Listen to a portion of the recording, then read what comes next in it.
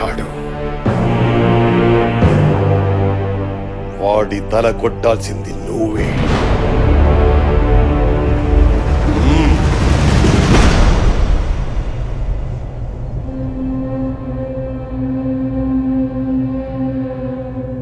చంపుకోవడానికి తాంబూలాలా?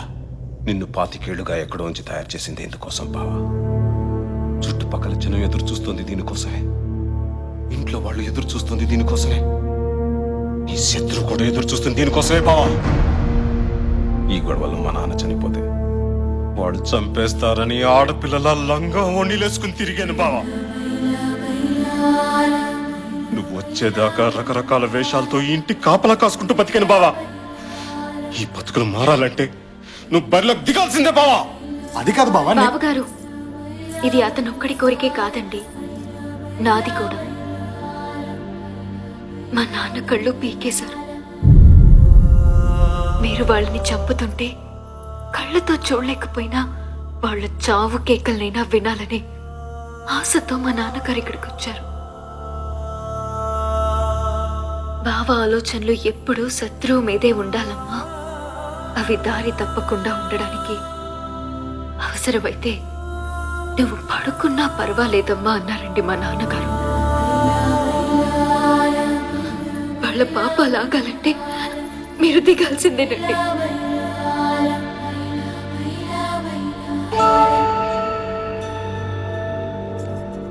ఒక్క నిమిషం. ఇదిగో, ఇదంతా చూసి నువ్వు టెన్షన్ పడద్దు. నీతో చిన్న అబద్ధం ఆడాను. నేను ఇంటి బిడ్డను కాను. నీ ప్రేమను దక్కించుకోవడం కోసం నేను ఇంటికి దత్తతొచ్చాను. నిన్ను ఇక్కడికి తీసుకొచ్చింది నేను. ఏంటి? అవునరా, ఎదుటి వాళ్ళ ప్రాణం పోతే విలవిల్లాడిపోతా. ఇక్కడ ఈ ప్రాంతం మొత్తం విలవిల్లాడిపోతోంది. ఇక్కడ గొడవల్లో తన తండ్రి పోయారని మీ బావగారు, తన తండ్రికి కళ్ళు పోయాయని నీళ్లవేణి గర్వంగా చెప్పుకున్నారు. బట్ మా నాన్న భయంతో పారిపోయారు తెలుసా. వేల కోట్లు సంపాదించాడు, అయినా ఈ ఇంటి గుమ్మం ఎక్కడానికి సిగ్గుపడి బయటే నిలబడ్డాడు. చూసావు కదా. ఆ తప్పుని సరిదిద్ది ఈ ఇంటి పరువుని నిలబట్టే అవకాశం నాకు నీ రూపంలో వచ్చింది.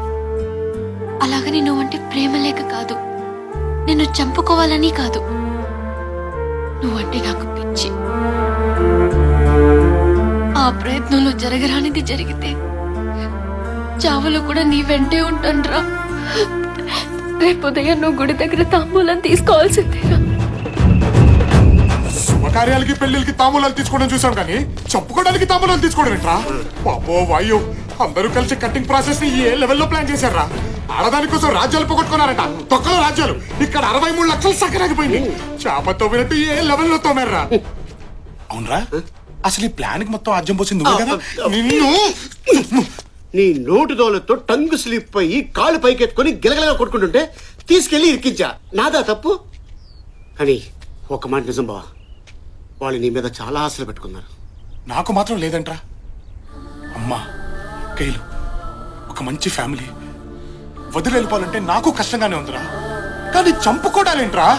ఒరే, 25 ఏళ్లగా ఇంటి బిడ్డ లేకపోతే ఈ చంపుకోవడాలు లేవుగా. ఇప్పుడు మనం వెళ్ళిపోతే ఇవన్నీ ఆగిపోతాయిగా. అంటే టోటల్గా వదిలేస్తామా? లేదురా, వీళ్ళు కొట్టుకొచ్చేది 2 రోజులేగా. ఈ 2 రోజులు ఎస్కేప్ అయిపోతాం, ఏ గొడవ ఉండదు. జాతర అయిపోగానే తిరిగి వచ్చేద్దాంరా. మహా అంటే ఏమంటారా? పారిపోయాడంటారా, పిరికోడంటారా, ఓడిపోయానంటారా? నన్ను ఏమన్నా పర్లేదురా, కానీ వీళ్ళు హ్యాపీగా ఉంటారు కదా, అది చాలురా. పద.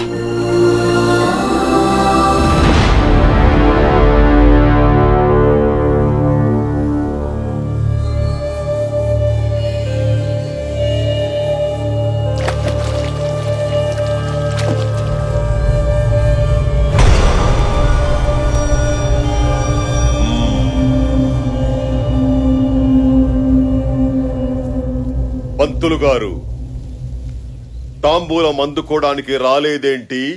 భయంతో గుండె జారిందా? మగతనం చచ్చిందా? తాంబూలం పుచ్చుకోవడానికి రాలేదంటే ఓటమిని అంగీకరించినట్టే కదా. వాడింటికెళ్ళి దీర్ఘాయుష్మాన్ భవాని దీవించావంటే మేము చావాలనేగా. ఏ రోజైతే నా ఇంటికొచ్చి తొడగొట్టాడో ఆ రోజే వాడి దేహం మాది. లొంగిపోయినా సరే వాడి శవాన్నైనా ముక్కలు ముక్కలుగా నరకాల్సిందే. వెళ్ళి ఆ ఇంటిల్లి పదిని ఈడ్చుకురా. ఆ ఇంటి ఆడవాళ్ల మీద అణుచరల చెయ్యి పడకూడదు, మన చెయ్యే పడాలి.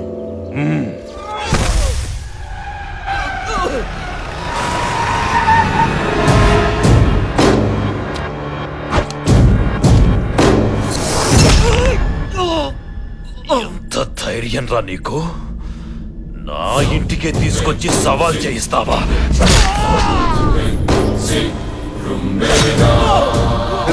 అరుపులేంది? వీడిని గుర్రాన్ని కట్టొదిలేయండి.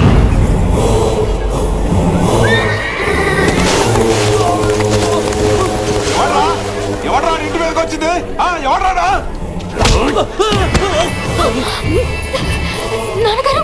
అన్యాయం అయ్యా ఇది. ఏవే, మా బిడ్డలు చచ్చిన ఆ ఇంటి బిడ్డ వస్తాడన్నావుగా, ఏడే పారిపోయాడా? తొందరపడతావెందుకు? సింహం 4 అడుగులు వెనక్కేసిందంటే ఎగిరి పీక కొరకడానికే వస్తాడ్రా. అమ్మయ్యా, ఒక పెద్ద యుద్ధంలోంచి బయటపడిపోతున్నావురా.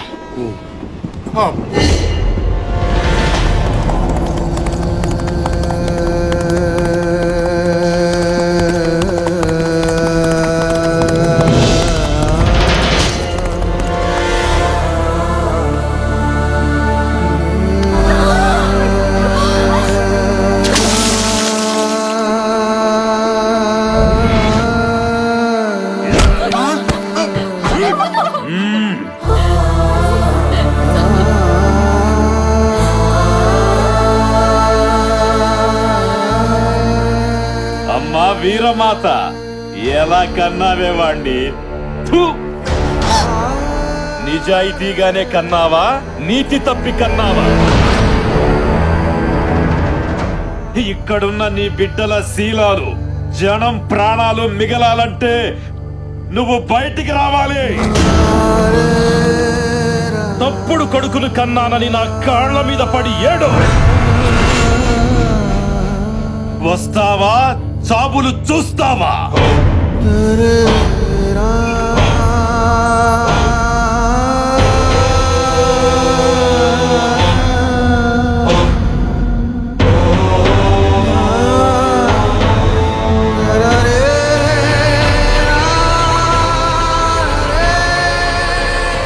మా కాళ్ళుంది మీరు మొక్కడానికే, మిమ్మల్ని తొక్కడానికి.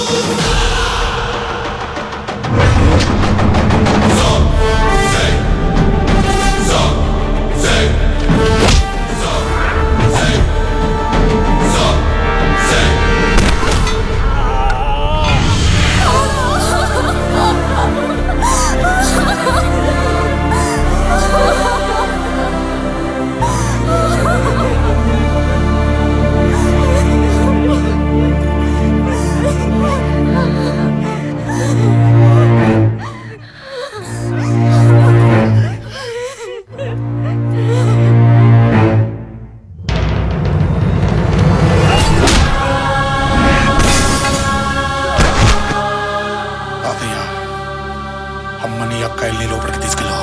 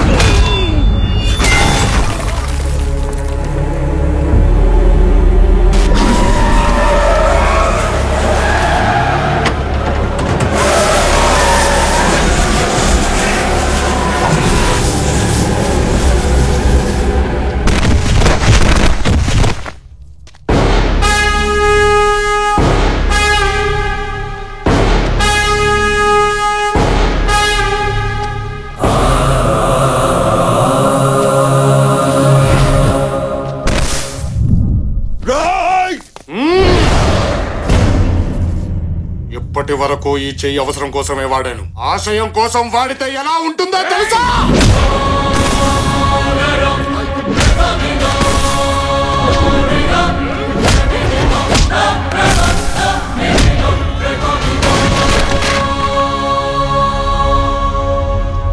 నా దేహం నీద, చచ్చినా వదిలిపెట్టవా? బ్రతుకుని సృష్టించేది బ్రహ్మ, బ్రతుకుని ముగిచ్చేది బ్రహ్మ. ఆ రెండిటి మధ్యలో వాడు దొంగవుతాడో దొరవుతాడో, నీ పొగుడవుతాడో బ్రహ్మ రాతను మార్చడానికి నువ్వెవడివిరా? మా గురించి, ఈ ప్రాంత చరిత్ర గురించి తెలియకుండా మాట్లాడుతున్నా. చరిత్ర సృష్టించేవాడెప్పుడు చెప్పినాడు, గుండె దమ్ముల్లో నుంచి పుడతాడు, నిలబడతాడు, మొదలు పెడతాడు. చరిత్ర సృష్టించే తిరిగి వెళతాడు. అది కాదనుకుంటేనే ఇలా కొట్టానంటే, ఒక్కసారి ఊరు నాది, వంశం నాది, జనాలు నా వాళ్ళు, వాళ్ళ సమస్య నాది అని అనుకొని కొడితే అది నీ ఇంకో 10 తరాలు నీ వంశంలో మగబిడ్డ పుట్టానంటేనే భయపడతాడు. నేను నిలబడ్డ ఈ నేల మీదొట్టు, నన్ను తాకుతున్న ఈ గాలి మీదొట్టు, నన్ను నీ మీద కదులుతున్న నా వంశం మీదొట్టు, నన్నే నమ్ముకున్న ఈ జనం మీదొట్టు.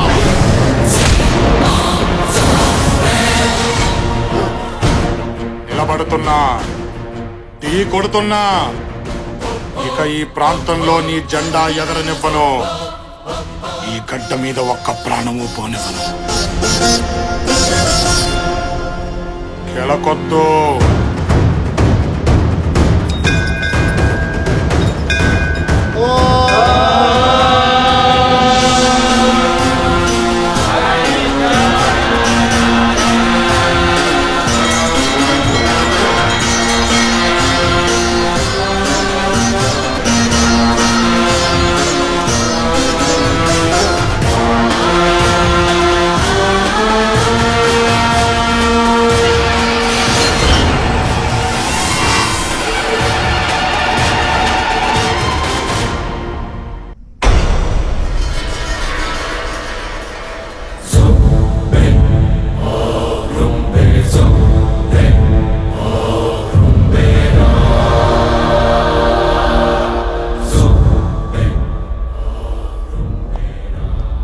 ప్రాణాపాయం తప్పింది కానీ కోలుకోవడానికి 2-3 సంవత్సరాలు పడుతుంది. ఆ బతుకు అవసరమా? బిడ్డ బ్రతికుండడం మన అదృష్టమే కదండి. ఆడంగులకు నోళ్ళొచ్చాయంటే అది చాలు. అది చాలు మనమేం పగొట్టుకున్నామో చెప్పడానికి.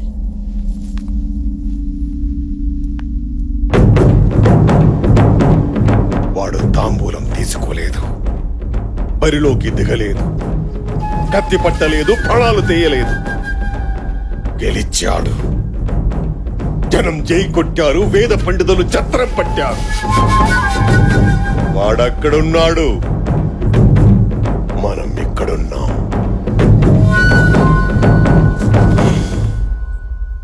ఈ ప్రాణం అవసరమా?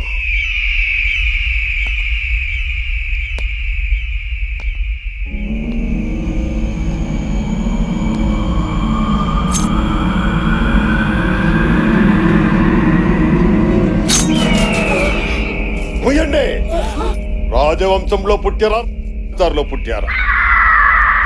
వాడికి పాడ కట్టొద్దు, పిండం పెట్టొద్దు. ఇంట్లో కుక్క చచ్చిందని అనుకోండి, ఈడ్చి పారేయండి. రాబోయే 14వ రోజే వాడిని బరిలో దించాలి. జై కొట్టిన జనాలు ముందే వాడి తల కొట్టాలి.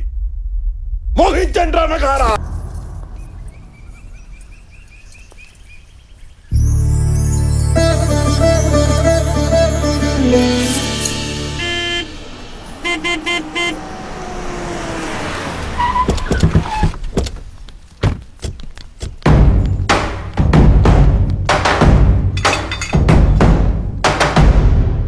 వీళ్ళందరూ మన చుట్టుపక్కల ఉన్న జమీందారులు బావా, మీ వంశానికి మద్దతుదారులు. చెప్పండి. 25 ఏళ్ల నుండి పరువు చచ్చి బతుకుతున్నాం బాబు. ఇన్నేళ్ల తర్వాత తాంబూలం రోజే శత్రువుని పరిగెత్తించావు. రేపు బరిలో మీ వెనకాల మేమందరం ఉంటాం బాబు. ప్రాణం పోయినా పర్వాలేదు. అయితే ఓ పని చేయండి, మీ పంట పొలాలు మొత్తం తగలబెట్టండి, మీ ఇళ్ళన్నీ కూల్చేయండి. పంట తగలట్టేస్తే తిండిలా బాబు? ఇళ్ళన్నీ కూల్చేస్తే ఎక్కడుండాలి బాబు? చచ్చేవాడికి తిండెందుకు ఇళ్ళెందుకు? 6 నెలలు కష్టపడితే వచ్చే పంట మీద మీకింత మమకారం ఉంది. 10 ఇటుకలు పేర్చుకుంటూ కట్టుకున్న ఇంటి మీద మీకింత ప్రేమ ఉంది.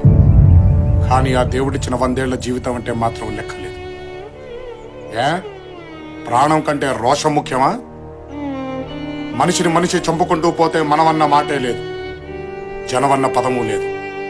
నేల మీద మిగిలేది శూన్యం.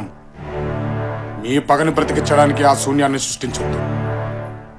ఇక నుంచి ఈ ప్రాంతంలో తాంబూలాలు లేవు, తన్నుకోడాలు లేవు. ఎవరి బ్రతుకులు వారు బ్రతకండి. నీ ఆలోచన మంచిదే బాబు. మాకు బతకాలనే ఉంది, కానీ అవతల వాడికి లేదు. మీ నాన్నగారు ఓడిపోయాక మీ కొండగా ఎవరూ ఉండకూడదని మగబిడ్డలందరినీ చంపేస్తుంటే 2000 మందిని ఊరు దాటించాం. కానీ వాడు వెతికి వెతికి చంపించాడు. అందులో ఎందరు మిగిలారో తెలియదు.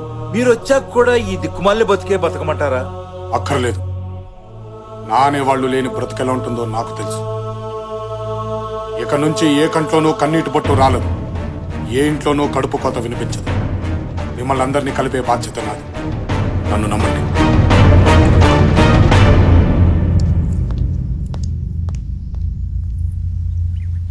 నాన్న, వీడు నా బిడ్డేనా?